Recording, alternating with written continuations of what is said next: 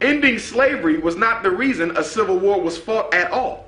The Civil War was fought to bring the South back into unison with the North and to destroy the economic advantage that the South had had due to slavery. They cared nothing about the lives of black people. They cared nothing about the way that we were treated. They cared nothing about African life. It was not about protecting us because they had somehow waken up and realized that we were human beings too. No, the South was growing too powerful.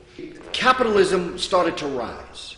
But what began to happen is that in capitalism rising, it began to stifle capitalism, because capitalism demands, as an economic system, that people are always trying to rise to the higher. They're competing. Competition fuels capitalism. But if you could buy an African for $300 and then pay somebody for 20 years $300 a year, which would you do? You'd buy someone one time for $300. But that's going to stifle capitalism, because what's going to happen is there's going to be no competition, because what European is going to compete for a job that they could buy an African to do? So the North said, look, enslavement of African people is stifling capitalism. And so the South said, so what you want me to do? They said, well, you got to free your Africans. I said, free my Africans? Well, how am I going to get my money? North said, don't worry about it, we'll take care of it. We don't trust you. No, we're not going to sell our... We are not going to stop enslaving Africans. We're just not going to do it. North said, but you have to, because it's going to stifle capitalism, and we're going to choke with overproduction without an ability to sell what we're... South said, but that's not my problem, because I can sell my raw materials any place in the world. The North said, but then what would happen to us? We have factories. The South said, well, that sounds like a personal problem to me. I don't care what happens to you. North said, but you can't do that. South said, we're going to do that. We're not freeing Africans. They said, you got to free Africa. We're not freeing. In fact, the South said to the North, I'm tired of talking to you. I'm going to secede. I'm not even going to talk to you no more. In fact, I'm not even part of what your colonies are anymore. North said, you can't do that. South said, watch. That started the Civil War. Well, one of the big things that occurred right at the end of the Civil War was that Europeans began to form unions. In fact, the workers' union is an outgrowth of slavery and the Civil War. When it looked like the cause was lost for the Confederacy, white men began to organize themselves into labor forces. Why did they do this? Because you are about to see 2 million enslaved Africans set free who have skills that equal or supersede your own, who would now be able to compete and vie with you for contracts and livelihood. That was a significant area of concern for white men. Okay, so if I was a European who was looking for work, couldn't find any because it had already been hired up to the slaves of a certain master. So when the Civil War came about and when slavery was about to end, that intensified. Because now slaves would be aggressively looking for work, because when slavery ended, they had nothing to which they could claim their own to make a living. So that bothered Europeans, and they set up agreements, okay, with those who had industries and those who had stores, that you could only hire someone who was white who belonged to a particular labor's union. In fact, some of the first unions were started right here in Pennsylvania. And a lot of black people fail to realize the origin of the union. The union is nothing but a collective force of white people who are protecting jobs for themselves and keeping them away from black people. The fight came that after slavery ended, we had jobs, which is what you mentioned earlier, that we were starting to get it together because we had skills. It was the white man that didn't have any skills, because we're the ones who had been forced to work. The black man had. And so part of that destruction, doing all that Jim Crow and everything, was fighting against the brothers who were trying to be in business and who were trying to work. And that fight between the black man and the white man about the construction business has continued down to today, which is why you can go into a city like Cincinnati and in Philadelphia, where the black population is over 50 or 60%. And the white contractors own 99% of all of the jobs in the city, and that's nationwide. And they've kept us out of it. They've kept us out of the unions. This is what that was, but it was the black man who used to have all of the skills for building. We were the contractors, our people. Abraham Lincoln himself said, if I could keep Africans enslaved and preserve the Union, I would do that. Abraham Lincoln didn't want to free African people. He had to because of capitalism, because he saw what was happening. But look at the mean trick. Let's continue the story. Now you have Africans that are free, who are part and parcel of America, who deserve not just a break, but they need a little bit more because they deserve, because they built America and made America what it was.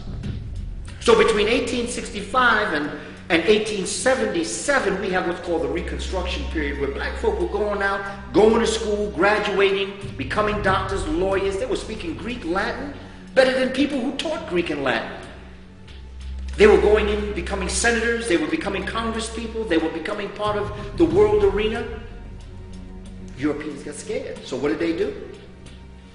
They started an organization that would attack black folk. It was called the Tea Party. No, not the Tea Party. It was called the Ku Klux Klan. I'm sorry. I'm jumping up in history here. They're going to start to pass laws where segregation is going to exist, because they don't want Africans to be able to take the jobs that are going to be fueled by capitalism. So what do? They said, bring me your weak, your poor, your homeless. Bring me your sick, your ignorant. And that's when the immigration came. And that's who got the jobs that were supposed to go to black folk. A lot of people don't know the original design for the Statue of Liberty was a black female. As a matter of fact, in a museum in New York, you can see the original design of the Statue of Liberty, which is a black woman. When the French artist created the Statue of Liberty, it was supposed to represent the end of slavery. On the original model, there were chains on the hands and feet, as we know. When the statue got to America, they wanted to erase any references to slavery from the statue, but the artist really thought to keep the chains on there because this is your art. You don't want people tampering with your art. And if you look, the chain is still on the foot of the Statue of Liberty to this day. Well, the story was that it was a gift of the French to the slaves, and that the original statue had the picture of a black woman, the original model for it, and it had a distinctly African face. But it was Europeanized because the people in the United States did not want to have a black face sitting up there in their harbor, so they carved it out. In France, they had to go back to the drawing board and remodel the face after the what they call the patron saint of Manifest Destiny. So the patron saint of Manifest Destiny, that's her face on the what do you call the Statue of Liberty, which was transposed from the African face. In fact, you see the patron saint of Manifest Destiny in the symbol for Columbia Pictures at the beginning of the movies. That's the patron saint of Manifest Destiny. Post-slavery Africans were consolidated. They were more together than ever. Segregation gave them the necessity, or created the necessity for them to maintain a type of cohesion with each other, no matter if it was infighting. They still had their self-interest and the collective interest. So we didn't know who the enemy was back there. Today, after integration, we don't know who the enemy is anymore.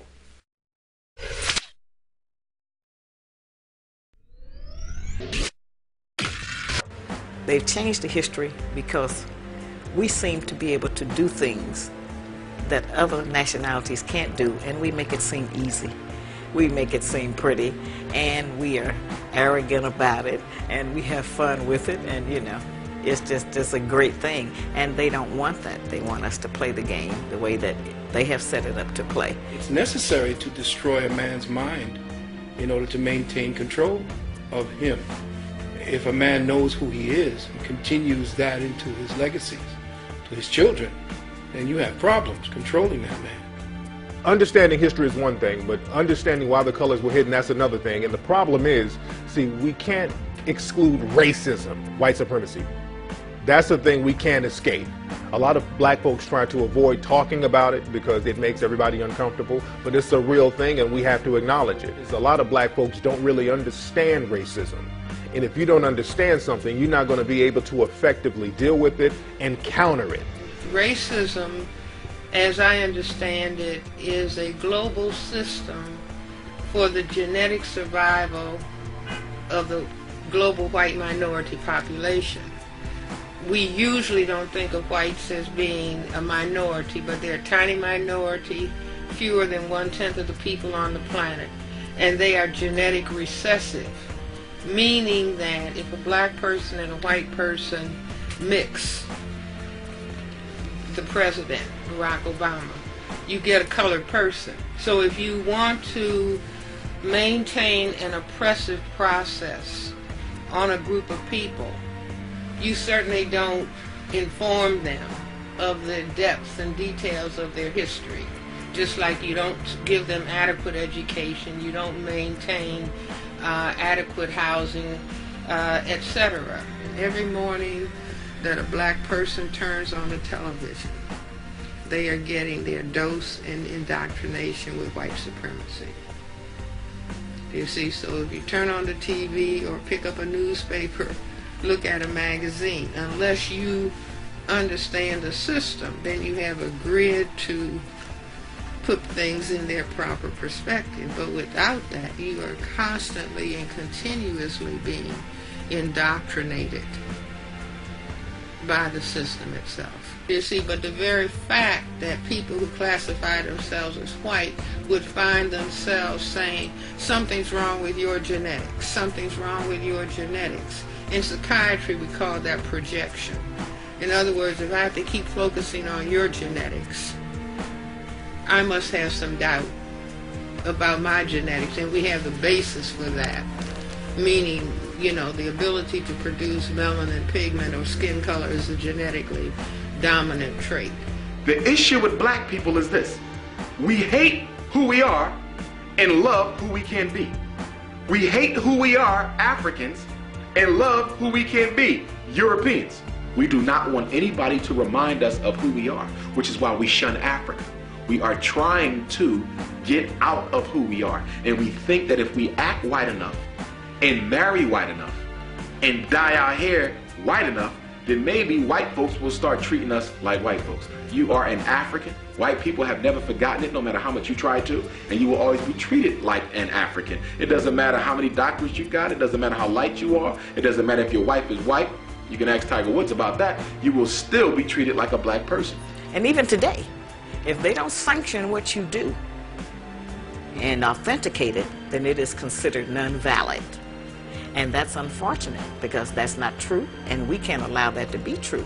And it was the same as with my work and a lot of other people out here. If you have not attended their school and learned their method, whatever they say it is, they have no respect for independent study, when they used to be proud of in America, the self-made man, the self-made woman. That used to be it, until it got out of hand and we started creating so many things, you know. William Shockley, who I debated about black genetic inferiority, he was a Nobel Prize laureate. He was one of the inventors of the transistors, a professor at Stanford University. Now, he could teach and talk about black genetic inferiority as long as he wanted, but a black person cannot talk about why racism exists and continue to teach at a university level. George Wallace found out. He said that's Governor George Wallace. Yes. He said when he first went into politics in the South, in Alabama, he thought that poor whites, if they would join with blacks, they would have a great deal of political power. You see, and so that coming together of the poor whites and the poor blacks. And he said he soon realized that whites did not care if they didn't have roads, if they didn't have hospitals, if they didn't have schools. They just wanted to know that they were better than the blacks. Now, I say that reasoning comes because the deeper concern was genetic annihilation. You see, in other words, if the poor blacks and poor whites came together and they were working together and functioning together, and then they would pretty soon intermix sexually together, then the end result would be white genetic annihilation.